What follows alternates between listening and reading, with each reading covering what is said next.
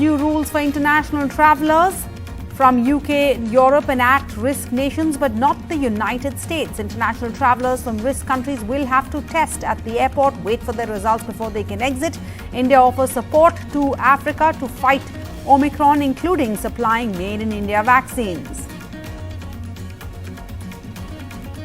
The South African doctor who raised the Omicron alert first says symptoms so far have been mild. All patients have recovered without hospitalization, but says one doesn't know of the consequences on vulnerable patients.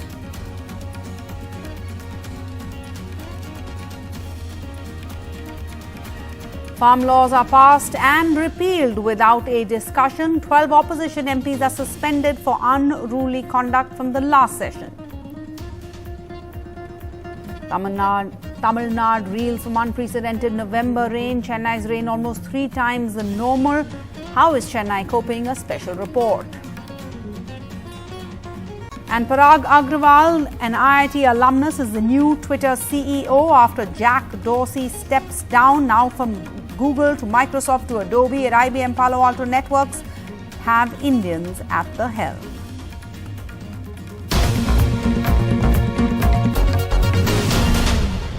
And India has issued new rules for international travellers from at-risk nations, which does not include the US.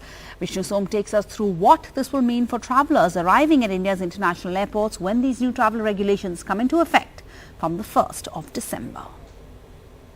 There's a very real worry that there could be chaos when the new travel regulations come into effect from the 1st of December. Let me explain why.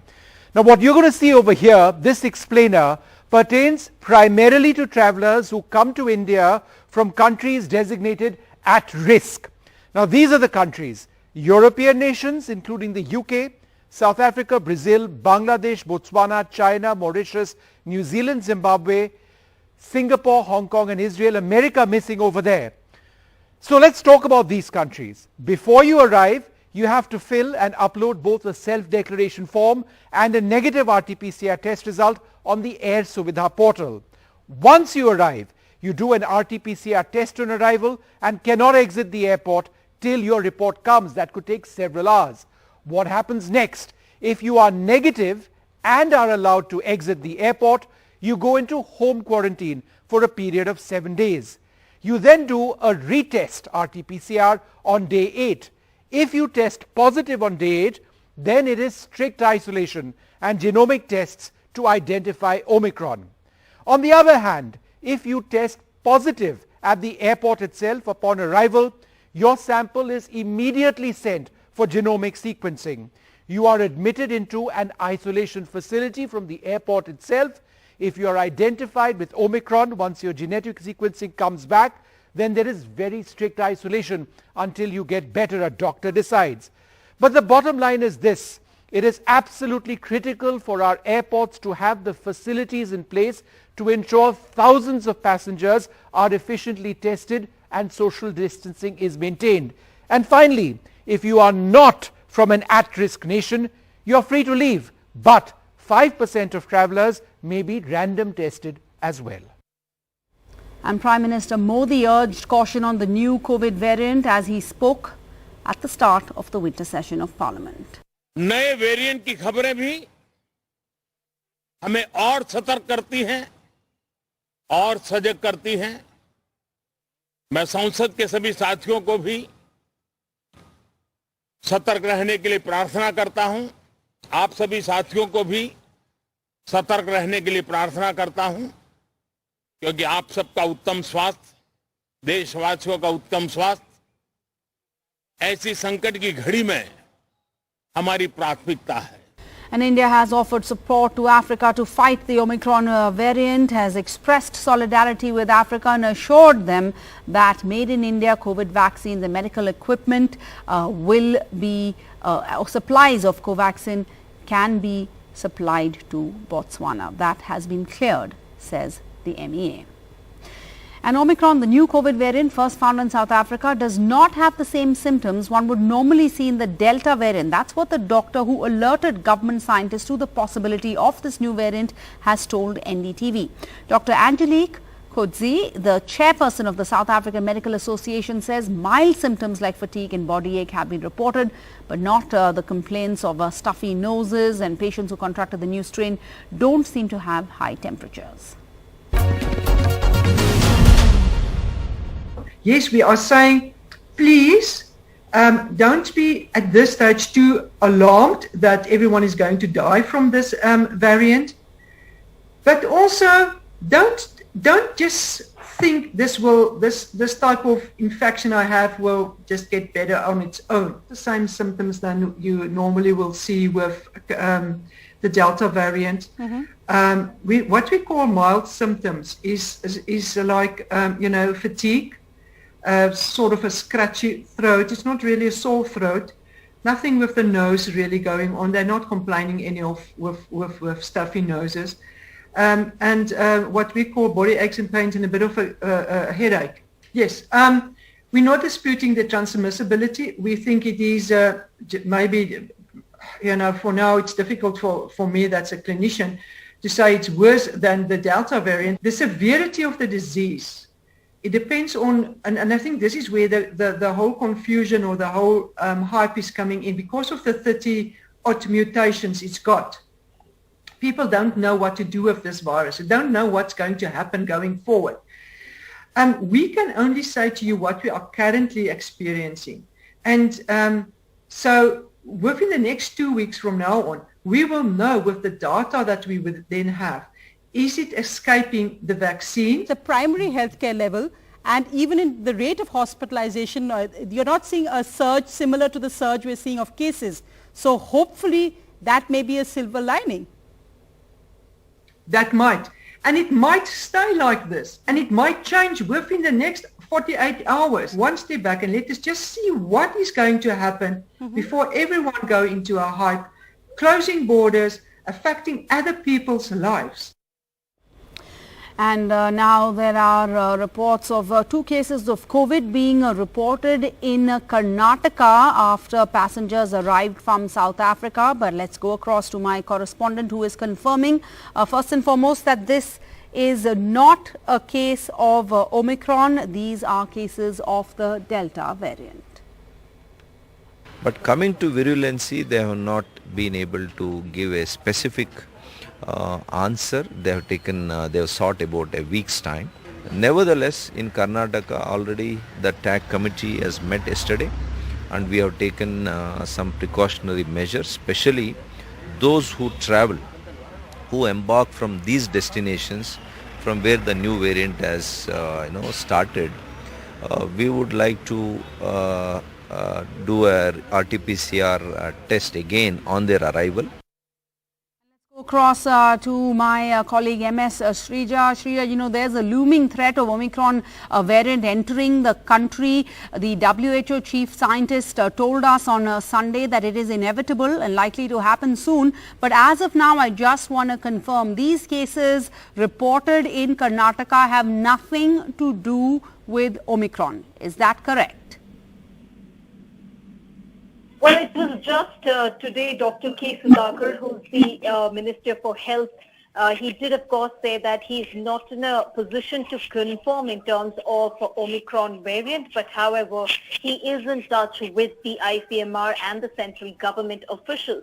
Now, this particular statement comes right after where we understand 2 of the South African nationals who tested positive just about a week ago, and they had sent their samples, especially for genome sequencing.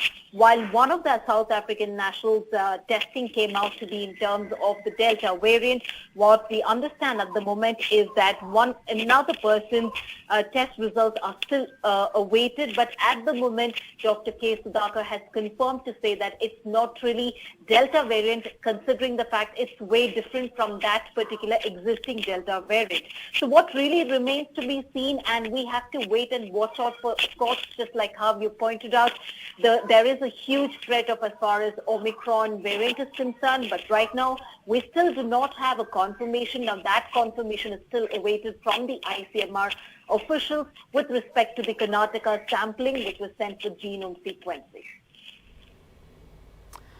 All right, Shrija, thanks for that. Meanwhile, in other news, 12 opposition MPs from the Rajya Sabha have been suspended from Parliament's winter session for the shocking violence on the last day of the monsoon session. The opposition has condemned the suspension, saying it is against the rules. In a joint statement, the opposition said that the suspension was unwarranted and undemocratic and that the floor leaders of the parties will have a strategy made on Tuesday. The letter, however, was not signed by the Trinamool Congress, which skipped Monday's opposition meeting as well. There's no precedent on action being taken against MPs for their doings in a previous session. The Rule 256 under which they have been suspended says an MP can be suspended for a period not exceeding the remainder of the session. Item number 14, Shri Krishi Mantri ji. Farm Laws Repeal Bill passed in the lower house in 4 minutes without discussion by voice vote, despite the opposition demanding a discussion on the bill. तो जब confidence है passing की सवाल आते हैं तो चर्चा क्यों नहीं किया जाएगा? अरे सदस्य इसके पक्ष में आ गए, अरे कांग्रेस वाले सदस्य विरोध में ना गए. मेरे विचार में निर्णय हाँ वालों के पक्ष में. But the government didn't agree, even though just a short while earlier, the Prime Minister said they're ready for all questions. सरकार हर सवाल का जवाब देने के लिए तैयार. प्रधानमंत्री ने ये एक्सेप्ट किया कि उनकी गलती के कारण से 700 लोग मारे गए. तो फिर अगर उन्होंने गलती एक्सेप्ट कर ली है तो फिर कॉम्पनसेशन देना तो पड़ेगा. In the Rajya Sabha, the bill was passed in a few minutes.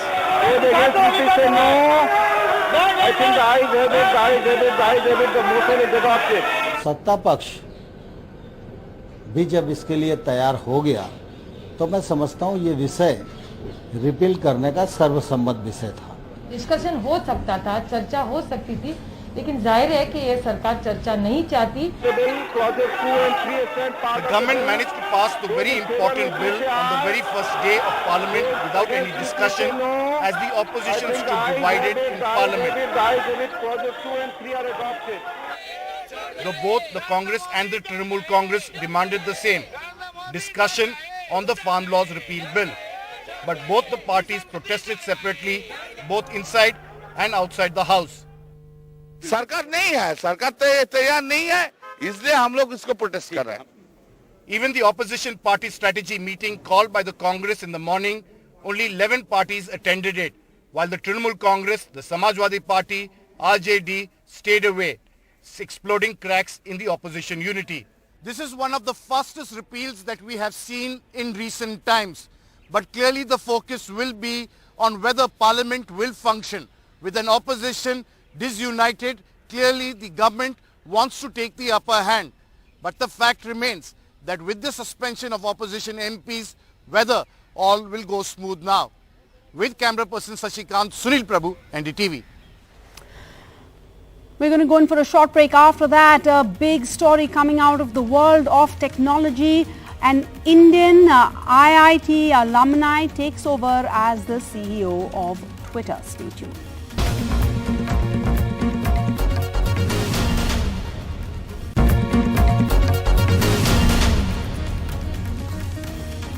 Welcome back. Now the big story coming in from the world of tech. Jack Dorsey has stepped down as the CEO of Twitter. Parag Agrawal, an IIT Bombay graduate, has replaced Jack Dorsey as the new Twitter Chief Executive Officer. My colleague Rubina has all of the details. Rubina, a busy evening. The board of directors unanimously appointed the new CEO. Take us through this big development. Yes, Sarah, Jack Dorsey, the co-founder and CEO of Twitter, has resigned and will be stepping down from the board of directors after a transition period ending in May 2022. Now, Twitter has often been at odds with the Indian government and has announced that Parag Agrawal, the current CTO of Twitter, will be taking on the role of CEO. Agrawal joined Twitter as an engineer in 2011 and was appointed to the position of Chief Technology Officer in 2017. Now, he is an IIT Bombay graduate, holds a PhD degree in computer science from Stanford, and has previously held stints in Microsoft, Yahoo, and even AT&T Labs, following which he joined the ads team at Twitter in 2011. Now, commenting on the transition, Jack Dorsey tweeted out a copy of company-wide email stating a founder-led company can be severely limiting. Dorsey also issued a statement saying that he has decided to leave Twitter because he believes that the company is ready to move on from its founders. His trust in Parag as Twitter CEO is deep. His work over the past 10 years has been transformational, and he is deeply grateful for his skill, heart and soul. It's his time to lead. Now, commenting on the new role, Parag Agrawal also has issued a statement saying that he has walked in Jack Dorsey's shoes, has seen the ups and downs, challenges and obstacles, the wins and the mistakes, but then now, above all else, he sees Twitter's incredible impact, and he continues progress and the exciting opportunities ahead of Twitter. Now, following the change in leadership, Twitter has not declared any change in the company's financial outlook for the fourth quarter of 2021 or its overall 2023 goals. However, the company's shares surged over 10% at the opening bells before stabilizing over rumors of Dorsey's departure. The market remains positive. Yeah. All right. And Rubina, you know, with him taking over as the new CEO, Mr. Agarwal now joins a group of Indian origin Silicon Valley CEOs from Sundar Pichai to Satya Nadella. Yes, sir. Parag's appointment as Twitter CEO is a growing story of the success of Indian immigrants in America. Parag Agrawal joins the illustrious group of Indian origin CEOs at global tech firms and finds a place amidst Google's Sundar Pichai, Microsoft's Satya Nadella, Adobe's Shantanu Narayan, IBM's Arvind Krishna, Raghu Raghuram of VMware on the global tech stage. Rubina reporting on the big tech story at this hour. Thank you. So with his appointment there, you see Mr. Agarwal joining a bunch of other Indians at the helm of global tech today. That's the news at this hour. Bye-bye.